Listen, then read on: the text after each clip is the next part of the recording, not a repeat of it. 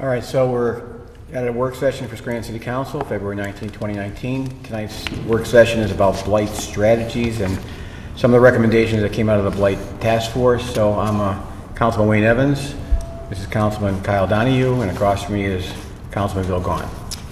So what we're going to do is talk about the strategy that came out of the blight task force, which was called the Bright to Blight, I think it was, Blight Plan? Bright to Blight Forum. There was a series of meetings that were held, sponsored partially by NeighborWorks and Lackawanna County, and the Lackawanna County Land Bank as well. And after several sessions and months and months and months of discussion, these 8 strategies rose to the top of what we think we may need to do within the city of Scranton to address blight. There's 3 categories. The first one is prevention. There's 3 items under that. Remediation, 3 more, and then redevelopment, 2 more. So there's 8 total. So we're going to talk a little bit about each one at a time.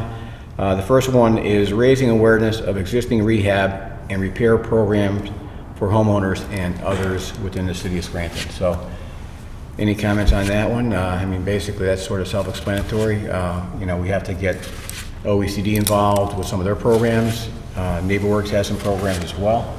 So I think, from our perspective, I think it's just a matter of bringing them into the fold, asking them to, participate in that part of it, getting the word out, what's out there, because I think most people don't. I think the city as a whole does a poor job of marketing some of their programs. That's just a fact of life. I don't think that anybody's going to dispute that. So what are your thoughts about that, of number 1? Anything that you want to add to that?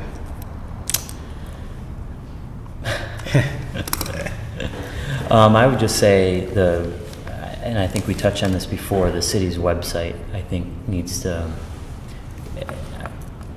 it's not terrible, but it's not the best. Like when I go on the city's website, or I hear from other people as well, everything's kind of, the first page is just too much. Yeah.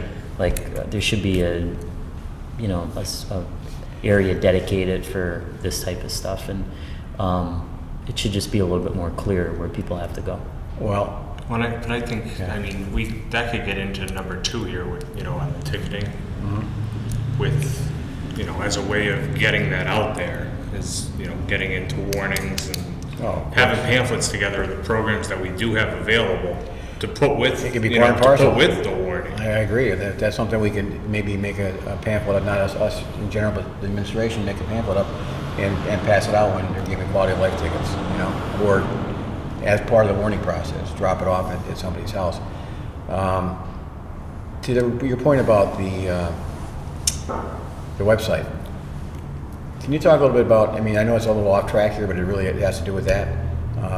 City Council's initiative to have internships, and maybe what some of the responsibilities of that, those individuals would be, because I think that plays right into what we're talking about. Maybe on our page, we can do some things if the administration isn't prepared to. Yeah, so I met with Julie Cohen from the university as we had discussed, and they're really excited about the possibility of an internship program, so that you could have, and not just students from the University of Scranton, but eventually once we had the pilot program, we would open it up to not only the university, but Marywood and Lackawanna and so on and so forth. So Lori, our city clerk, had just actually got done reviewing the internship guidelines. I don't know if you guys saw them yet. They should have been in your box. But so I just this morning emailed those to Julie Cohen, and she's going to review them, and then we're going to have a meeting between Julie, Lori, and myself, and hopefully we'll have something by the end of the month, maybe early to middle March. And I think the goal there is, well, first of all, we talked about this. You're getting people interested and more knowledgeable about city government, number 1, and you're using the knowledge base that we have from the University of Scranton, and then expanding that to our other colleges and universities, which may be able to help put some of this information here that was in the recommendations from the task force into action. And maybe this is one of the things that they can help with, from our side of the aisle. Well, I know one of the conversations of that before we move on was that when you, Kyle, held the idea session, that's really where it came out of that.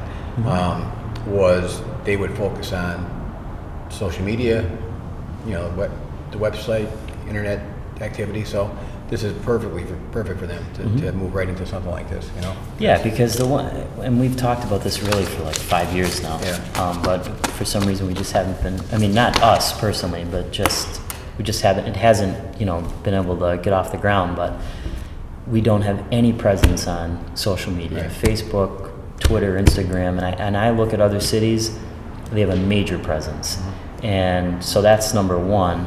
Number two, all of these things that we're talking about here, we need to do a better job, or the city needs to do a better job communicating to residents, like what are we doing about blight, this recommendations from the task force, so on and so forth. So, I mean, I think from the internship perspective, we can help, and we're certainly willing to help the administration Oh, with sure. that. But I think, sometimes we just have to do it ourselves. We'll put it on our page, and then they could certainly put it on the face page of the city website.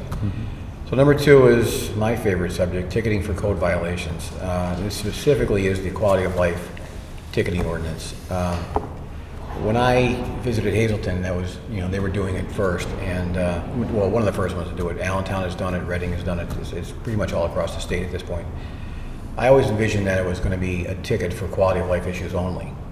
6, 7, 8 specific things like snow removal on your sidewalks, furniture on the front porch, the grass is too high, broken window, all the things that we really deem as quality of life issues in the neighborhoods.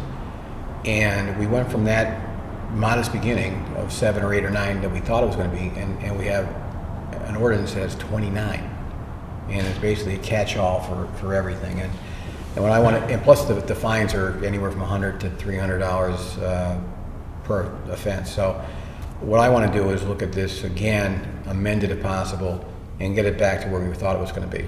Number 1, there should be a warning for first-time offenders. People that, because there's a lot of reasons why somebody might not cut their grass. Could have rained for 2 weeks. They could have went out of town. Could be an elderly person that the person that was supposed to do it didn't show up. But we're not getting to the root cause. And to do it, and plus the ticketing amount should be $25 for first offense, $50 for a second offense, maybe $100 for a third offense. So we really want to scale this back. It was never meant to be a moneymaker. It was meant to change behavior. And that's why we all signed on to it. We felt it would change behavior in the neighborhoods and not be punitive. And it's gotten punitive. And I think, and when I studied the collection rate, and I think it's because the fines are so high, we're at 25, 30%. There's cases within this in here, I think there's one in Northampton Township, which is, they're operating at 95%. So, again, it's not about making money, but it's about doing the right thing and getting the problem corrected. Wasn't there a program, I don't know if you had mentioned it one time or I heard it through the Southside Neighborhood Group, I think, so one of the issues is that there are vacant properties obviously throughout the city, and in the spring and summer, you get calls, we all get calls about lots where the grass is overgrown. One great example is, I think it was the 200 block of Pittston Avenue, 205 maybe. I don't know if that's the exact address, but anyways, isn't there some kind of program where people could get together, sign a waiver, and we could, because the problem is people complain about these lots, but the city can never get a hold of a lot of the property owners because they've either moved away and there's nothing, it seems like we're handcuffed. Right. But wasn't there a program that... There was, and there was a state law that was passed that allows for that. There's like a Good Samaritan law that allows for that to happen. And it's in here, but it's mostly under blighted property conservatorship because it's part of that process. Right. Because conservatorship allows for the city or a nonprofit to take over a property that they just can't solve. Right. They can't get a hold of the owner, or they're non-responsive, or they fine him, but he doesn't show up for the hearings.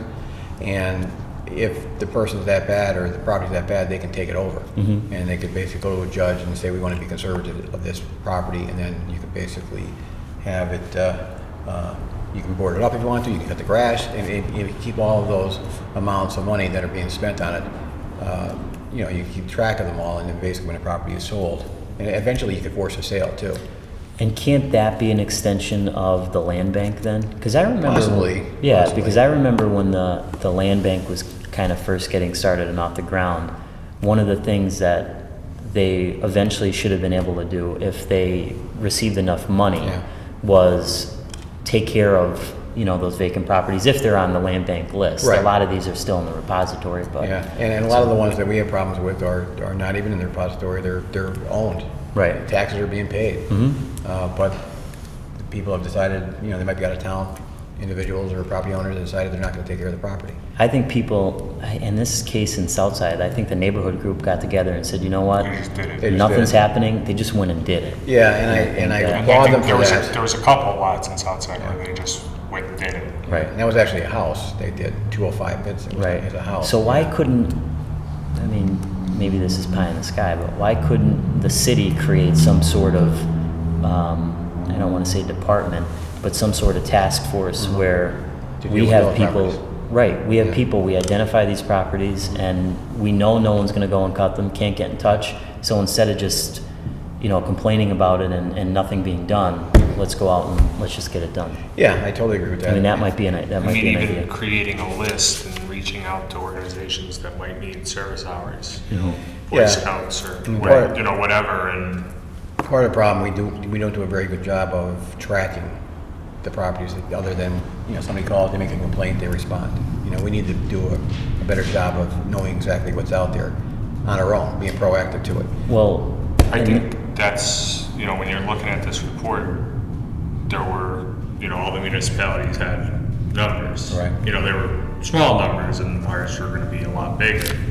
But we don't, I don't think we have a grasp of exactly how bad and how big the problem is. No, I don't think we do. And, which I think is somewhere we might, need to start, because how do you track the progress that you're making if you don't know? Well, exactly.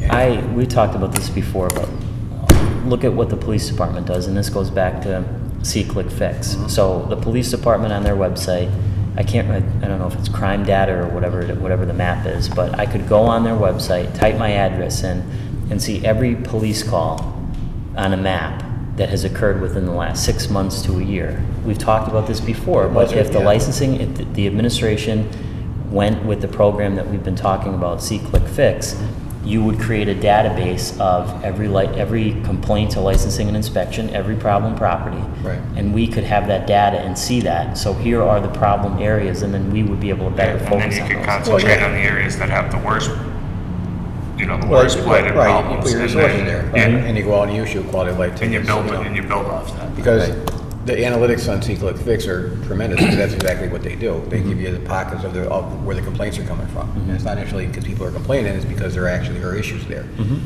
So that's all part of this as well. I mean, I think that goes without saying, that's something that we need to do. As far as the quality of life tickets, I think it's a simple fix. I think we'll sit down with the administration, I'll have a conversation with the city solicitor, and we'll go about amending that. I think we all agreed when we had these conversations before, the fines were too high, there should be a mechanism in place for warnings, and that can be done. So I think the first two items are pretty simple, I think we can handle those. Number 3 is disqualifying buyers of tax claim sales. That's already started.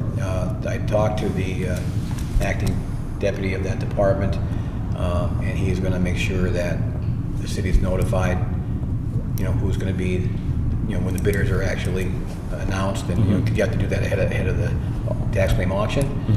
And what they look for then is, does that bidder owe property taxes? Does that bidder have any tax liens on any properties that they own in the city? If they do, they can disqualify them from purchasing a property that day. So that's a positive, because some of our worst characters, for lack of a better word, are out there continuing to buy properties, and they continue not paying taxes on those properties until they sell them. Right. So that one's already started. The blighted property conservatorship is part of the remediation process. That goes back to what you were just talking about. The conservatorship is also part of the Good Samaritan process of allowing people on the property to take care of it.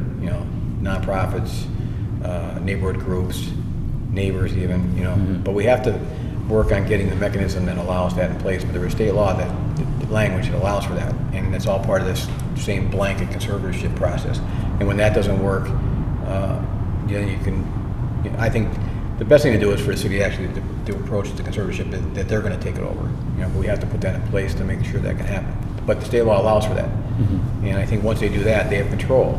And if the owner wants to step back in, they can step back in at any time. They just have to be responsible. Right.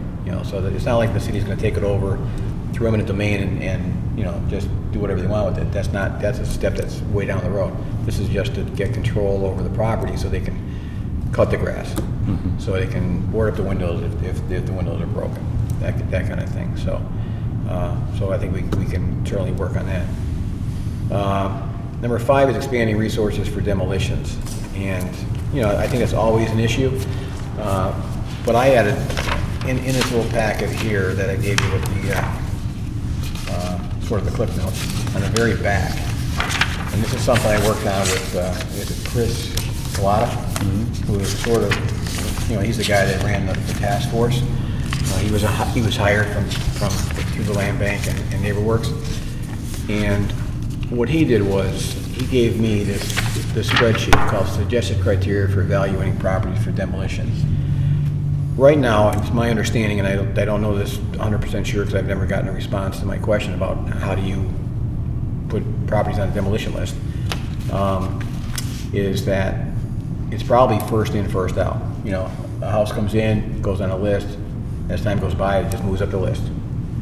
So what I'm suggesting is that we actually have a criteria for demolition, and create a point system so that makes sense. So every year you can recalculate the houses or properties that are on the demolition list based on do they meet this criteria or not, because there might be opportunities to development, where if this property is torn down, it's in our best interest because there might be a developer that owns 2 adjacent parcels that's looking to develop all 3 of them. Maybe that gets more points for that. Or is it located in a stable neighborhood? Do you get so many points for that? Or is it located in is it a corner property? Where there's multiple intersections. You get less points if it's or is it a historical property or architecturally significant? Because you don't want to tear those properties down if you don't have to. Right. So you get less points for that. But anyway, that's something I want to see incorporated. I'm not sure how we do it from a council perspective, because I don't think we can legislate that. That's more of a policy decision, but I think we should suggest that they create a policy similar to this, because I think it's important to have justification of why properties are being torn down. I mean, demolitions to me are the last way to solve the problem. I think too many times what happens is, a neighbor complains about a blighted property next door, they condemn the property. They put the orange sticker on, and they think the problem is solved. But the problem is just beginning, because now the grass is still high, and the property is still abandoned, and it gets on the demolition list. 2 or 3 years later, maybe, it gets torn down, and now you've got an empty lot with high grass. And the same blight problem, and rats, and vermin, and all the things that go with that. So I think what happens is, we're so in such a hurry to sort of satisfy that complaining party, we don't take the time to explain to them the repercussions of what it means to actually condemn a property. Because you've sort of minimized the value now on the property, you've lessened the value in the neighborhood next door. I mean, if you're next door and this property's next to you and you condemn it, you just made your property worth less. So what we need to do is do what you're talking about. Get somebody on there to cut the grass, eventually get conservatorship, get the property back in the market, get it sold to the right party or investor or somebody that's going to rehab the house and put it back in the market. I mean, that's the ultimate goal. Yeah, that I think the city needs to be really aggressive with that. Yeah. That item, because it really is not fair to the people who are cutting their grass, taking care of their property, and I mean, we all get calls. It's almost like they're handcuffed. They're prisoners in their own neighborhood. They can't walk down the street and it's these same properties every year. Oh, absolutely. So if the city administration would be aggressive about this, then I think we can make some headway and start to see some results. And obviously it's a case-by-case basis, but, a perfect example is the house that we call the Castle House. That would have been a perfect opportunity for conservatorship because the city could have taken control over it. And then neighbors would have stopped complaining about the grass being high and the problems with the property. Because that was a house worth saving. Right. And there's a lot of houses worth saving. Because, it's not a win when we start tearing down houses in the middle of a block. Because there's a good chance that 50 years from now, will not be a house that replaced that house. So you got that whole gap tooth effect where you've got house, empty lot, house. Now, sometimes with the land bank, it's easier to get those houses or those properties back on the tax rolls because we can split them between neighbors and those. But that's just the best case scenario. That's a best case scenario, exactly. It's not, and what we see most of the time is the neighbors don't want to take that property on because their taxes are going to go up, or at least they think their taxes are going to go up. And that's another thing. Maybe we have to figure that out too, in some way to mitigate the impact of somebody purchasing a lot. Now, I know, luckily, with the LERTA, once that gets the full effect, if the county ever approves it, on their end, maybe that will entice people to start building garages or secondary buildings or even a house. If we can ease some of the ordinances to allow for houses to go back where they were, because you couldn't build a house now with all the rules and regulations on a standard city-owned lot. They wouldn't allow it. Right. So we have to figure that out as well too. So that's the whole demolition side of it. Now the permit denial and the asset encumbrances ordinances, that's again goes back sort of like the qualifying buyer scenario where if somebody owes money, they own a trash bill, they got liens on the property, they something to do with their property, they've already got a condemnation on multiple buildings. You don't get a permit until they straighten out the problem. Or I think for that too, we might be able to use the previous item as a point system for permit denial.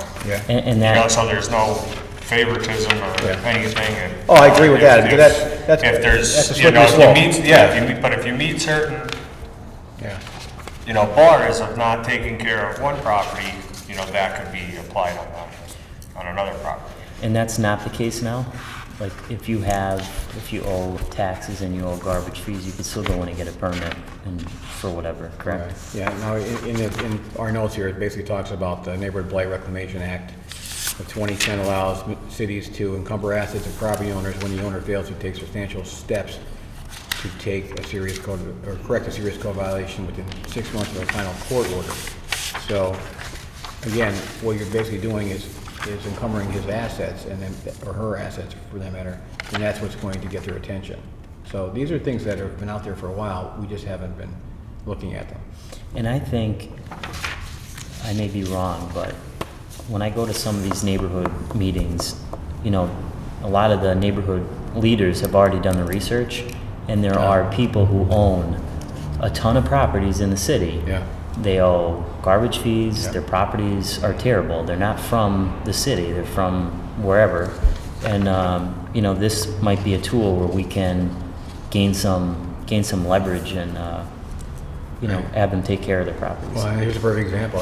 Exactly what you said is right here. Asset attachment is an excellent tool when an owner has multiple properties and has substantial personal assets, because if they've got an asset over here, that's perfectly fine, but the 3 over here are a disaster, and they have code violations, they've done nothing to correct them. You can go over the better asset, or the asset, and it allows a lot of, I think the courts have looked favorable on that as well. I mean, I'm not big on permit denials, but if somebody is that bad, and, then it's something we should definitely look at.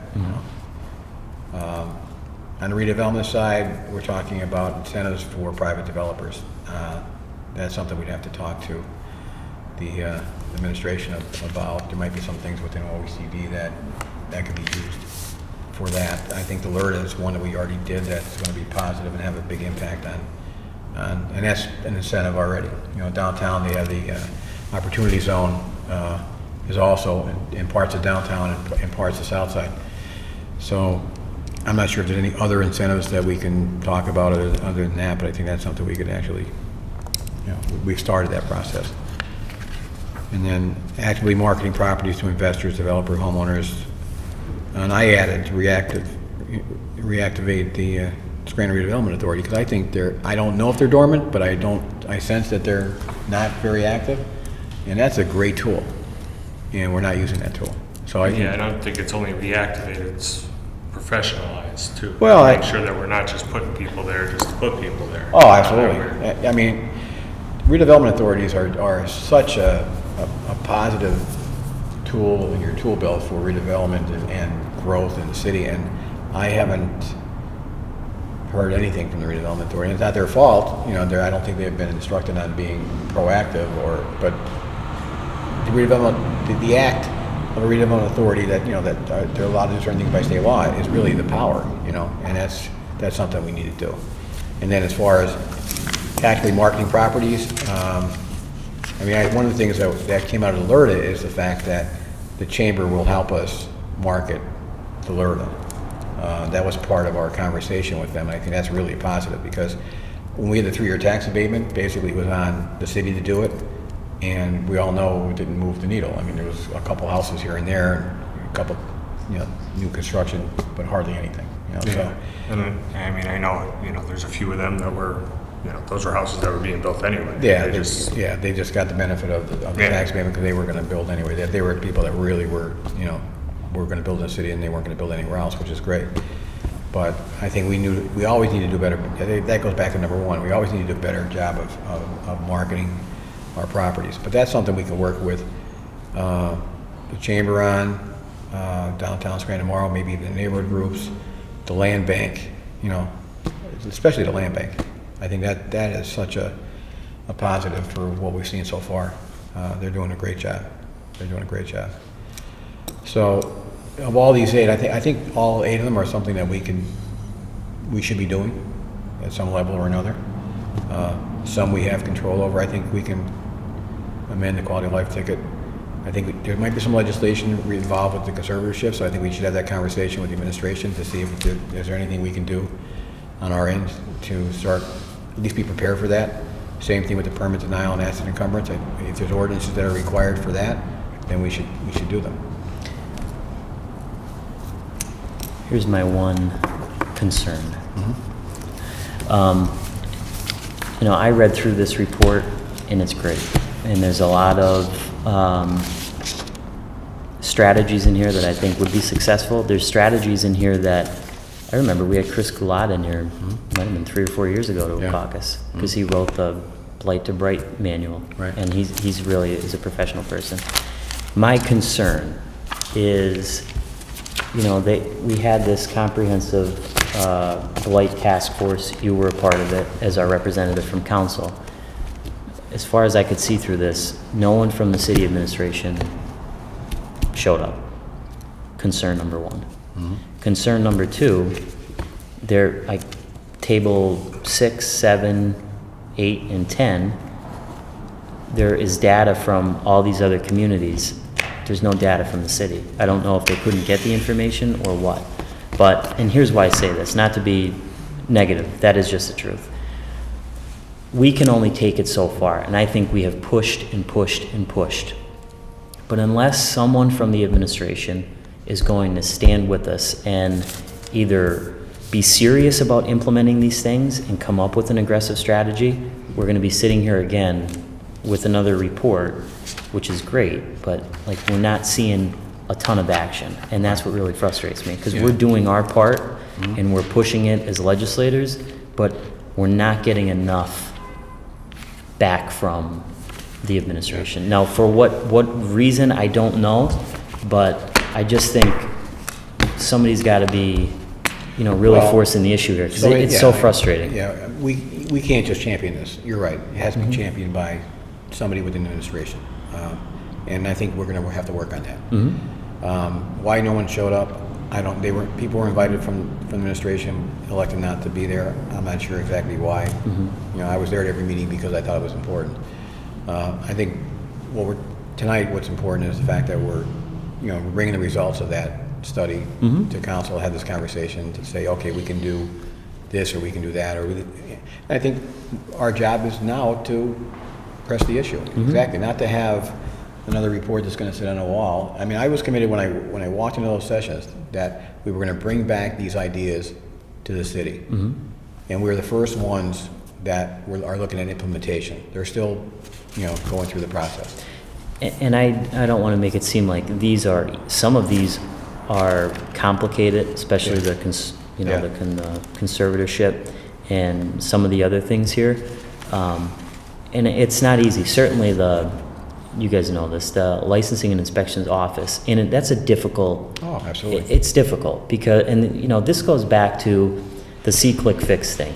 One of the problems that I see is people call, they complain, and there's some kind of disconnect where then they don't, you know, it kind of just gets lost in the shuffle. There are good people that work for the city. There are good people that work for licensing and inspections. They're doing their job, but there's just a lack of communication between the citizens and the city. So like this program, I know you're big on it, you're big on it, I'm big on it.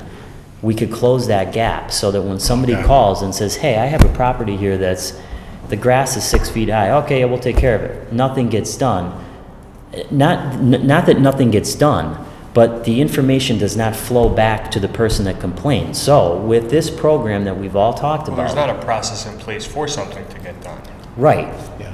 They will know. It's almost like, you know, getting a ticket, like a work order tracking ticket. Well, yeah, All right, here's my problem. Now, if the city can't do anything about it, at least let the person know, and they can see it online. They'll get a call back or whatever. There's a whole program for it. It just has to be. And it also creates a data set going forward. Oh, I think that's that's the a most big important part of thing. it. Right. You know, the problem that Lips has, you Yeah. know, especially with, you know, when you get into rental registration and all that, Mm-hmm. is not what, you know, they don't have the information to be able to do their jobs well. I think we just want things to be re-examined. Right. That's all. Yes. And let's see if we Well- can do it a better way. And to take the see-click fix example, which we've been talking about, and that's, you know, I mean, we've gotten meetings about that. I feel the administration is committed to that, and we're going to see that through. Thank God. But the sheer fact that it keeps people in the loop. So, say there's a couch on the porch. You take a picture of the couch on the porch and the address, and you send it in by an app, and then you, at that point, you're in the system. And every step along the way, from, you know, going out to finding out what's going on, that person then gets a response as far as what the status of that report is. Right. But to your point too, the analytics after the fact to find out where the problems are coming from, how many we're clearing, because there's a clearance rate. We have no clue, what our clearance rate is of any of this stuff. You know, most departments are treated like it's like in the fire department. The call comes in, you go out, you answer the call, and you come back to the firehouse. But nobody knows what happened. Right. I mean, we don't know what happened. Was there a ticket issued? Was there not a ticket issued? Is it bogged down because the person's out of town? We have to send them a certified letter. There was nobody home. We don't know any of that. But the individual making a complaint deserves to know what's going on. And I think it's just sound practice to keep everybody in the loop. And I think that's what that does. And this has been a problem, by the way, yeah. for Oh, like, this is not recent. Yeah. We're talking about 25 this has 30 been years. decades Yeah. and decades. Yeah. I mean, it's every Yeah. administration Yeah, seems to be absolutely. bogged down But with it's this. even to your point, you know, with you take a picture, you know, of the couch on the porch. Yeah. You know, even if the situation's fixed, you know, maybe a year from now, you get another complaint about a couch on a porch again. And now so you it's in can the go system. back and you know that it was, you know, it's been a previous issue. Right, and now you know too, was it a first offender? So now we're gonna Yes. write him a ticket because it was taken care of the first time, but the second time it wasn't, you know, so, or high grass or whatever the case may be. So now they're keeping it, it's all in the system now. The addresses are in the system, the complaints in the system, the locations are, how many's happening in a certain geographic area. So now you know that if you're getting 35% of your complaints from one small section of a neighborhood, you can send your resources out there and basically do maybe a saturation patrol, for lack of a better word, or you know, with license. Or you just, yeah. Yeah, and establish your resources for that. Or you know next year you're gonna have to add more resources for that area. So, I mean, it's all good stuff. I know sometimes there's gonna be pushback from cabinet members or department heads because it's the unknown, but I think it's good, just as you said before about there's good employees there. They want people to know the work they're doing, and this is what that does. It'll show that they're clearing these reports and they're getting these things done. Now the perception is that they're not getting done. And we're using technology to our advantage. I mean, I know we've all been harping on it for a long time, is that we don't have to recreate the wheel. I mean, Chris Gulata came in, here's a great blight strategy. Plus we can look at other cities up and down the East Coast who have done really creative things and have combated blight and have been successful at it. I just think we need somebody like the council is doing their job. We just need someone to keep pushing it and be aggressive about it, because I just hate Well, There needs to be some urgency. Yeah, Right. Yeah, and that's what we're gonna find now. You know, this is our first step as far as a council is concerned. The next step is to find out who's gonna champion on the administration side. Who's gonna be the person that's gonna get behind all of these things and get it moving. And then we'll go from there.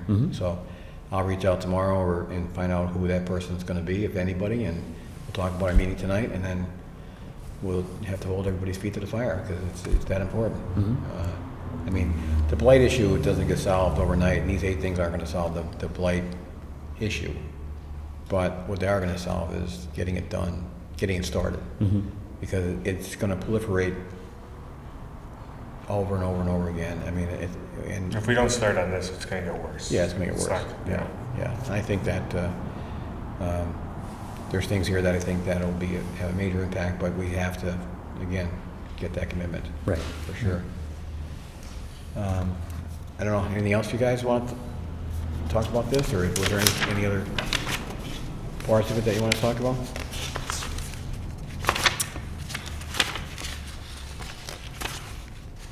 So basically what we're gonna do is I'll talk to, well, again, we'll talk to somebody tomorrow, and we'll, get the process started, and I think I'll talk to Attorney Esker to talk about the quality of life tickets, to see if we can get that process started sooner than later, and the conservatorship, because I think that's 2 issues that she can deal with on the legal side, and possibly number 6, the permit denial and asset encumbrance. And then the other ones are policy things, so we'll see what we can get done. Yeah, and it would make sense to either have another work session, invite Mr. Hinton to it, just to get his point of view, because he is the licensing and inspections director, and work through these and see what he thinks are, doable and time frame wise, and I think that makes sense. What people have to realize, though, too, these are not, we're not reinventing the wheel. These are time-tested, true solutions. Right. That have been used over and over again throughout the state. And they're all vetted through state law, through municipal law, through township laws. So these are items that actually work. So that's what's important. So we're not bringing in something that's from left field that, we can or can't do. We know we can do all of these things. This is kind of an aside, and I brought this up multiple times. It doesn't have really much to do with blight, but I looked at a program, I can't remember the city that did it, but the one thing I think that the city needs to do a better job at is being consistent. Like, for example, park cleanups. I presented this to the administration multiple times, and I mean, you could call it whatever you want, but neighborhood groups have park cleanups, like our park right across the street from my house, McLean Park. So we have it, I think, in April, middle or end of April. The city always helps out, right? But for all of the parks, there should be someone coordinating those cleanups and have it every year. Because when we had ours, everybody came out to do it. I mean, just have a set schedule every year. DPW, I'm sure, would be more than willing to help, but it's got to be somebody from the city that's driving that.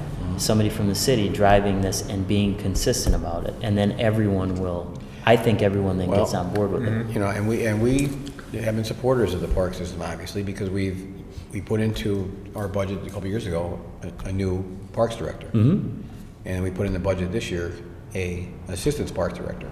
And I think what that's going to do is allow for those kind of things to happen on a regular basis, and not just be something that happens occasionally. I'm not sure exactly how this is going to play out, but I understand maybe the assistant parks director might be concentrating on NAOG, and then the parks director can do the whole park system, and that might allow for those type of things, because that's a proactive thing. I mean, that's what we have to do. You can't just wait for the neighbors to knock on your door and say, help us out, we want to clean the park. Right. Well, it's their park, but it's also the city's park, and they're the ones that should be driving the lead. Right. And it's not a difficult thing to create a scenario where you have. This week we're focusing Right. on, and Yeah. every year, here's when Yeah. we're doing it. Right. And It's we'll locked provide in. the materials. I Right. mean, I must have checked with 10, 12 other cities, and they do it, and it's a great success. And hey, we're lucky that And we I know have. they have like on the park side, they have the Adopt-A-Park, Right. but I don't know if that's even active if that's anymore. still active. I don't know. Because I know there are some parks that Have the signs. still have the signs up. Yeah. I mean, we're lucky that we have people in neighborhoods that care about the park so much that they want to do that. So we need to do everything we can to foster that. Right. And if that's as simple as just putting the date on it, making sure we have the supplies there, the bags, the vests, the shovels, the brooms, whatever, DPW standing by to pick up all the trash. Right. That's the least we could do. Yeah. Because, again, we've always been lucky in the city to have strong neighborhoods and strong neighborhood groups that are willing to step up and do that stuff. Definitely. So, all right. So I feel like this is the fireside chats with It sort of Today, is. It sort of is. But, well, this is sort of a trial for us too, because we haven't had a work session in a while. So for the public, that if anybody's watching this, I'm not sure if anybody is. Oh, I'm sure we have a ton of people watching right now. Probably really interesting. That's right. But, we had work sessions in the governor's room. One of the problems with the governor's room is there's a loud air conditioner. That's a problem. Number two, it doesn't allow for the cameras to be on. This does. So I think this is a good model for work sessions in the future. Just a matter of, what do we do next? Right. For the public, they need to know that, this allows us as council people to come and meet and talk, because we rarely get an opportunity to do this, because with sunshine laws, once you have more than three, it's a quorum and we can't meet. So this allows us to meet in a legal way to have these kind of conversations and sort of flesh out ideas, and that's what I like about it. I've always liked the idea of having work sessions. I think they're productive, and they can be almost any topic. And we have work sessions with guests as well, and that's important. Yeah. So I think this format here, our new microphones allow us to do this without passing microphones along. I think it lends itself to being something that we could really use in the future. So this was a trial, I guess, of all of that. And I thought it worked out pretty well. Yeah. So The public doesn't get a chance to participate in a work session. That's the only downside, but that's the rules of council, and it's really here for us to work. And One of the things that, when I was looking at what other cities do to kind of get their citizens more involved, whether it's through their website or through their social media accounts, and it's controlled, so you don't have people that are just leaving anonymous comments, but they solicit different ideas from their citizens, whether they put a theme out or a question, and they get actual feedback.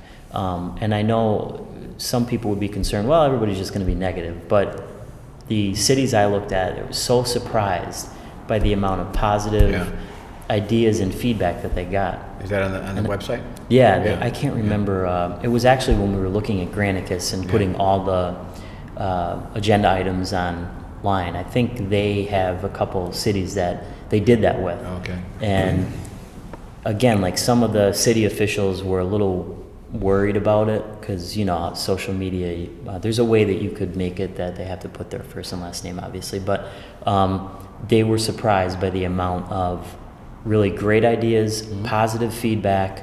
I mean, of course, there's always going to be some negative stuff, but it was good. I think really we should embrace that. And, I do. I mean, and shouldn't be afraid of it. And that was the concept behind the idea sessions, to bring people into the mix and get their ideas. Well, because not everybody, as you well know, not everybody likes to come down to a council meeting. Right. Number one, because they don't want to be on TV.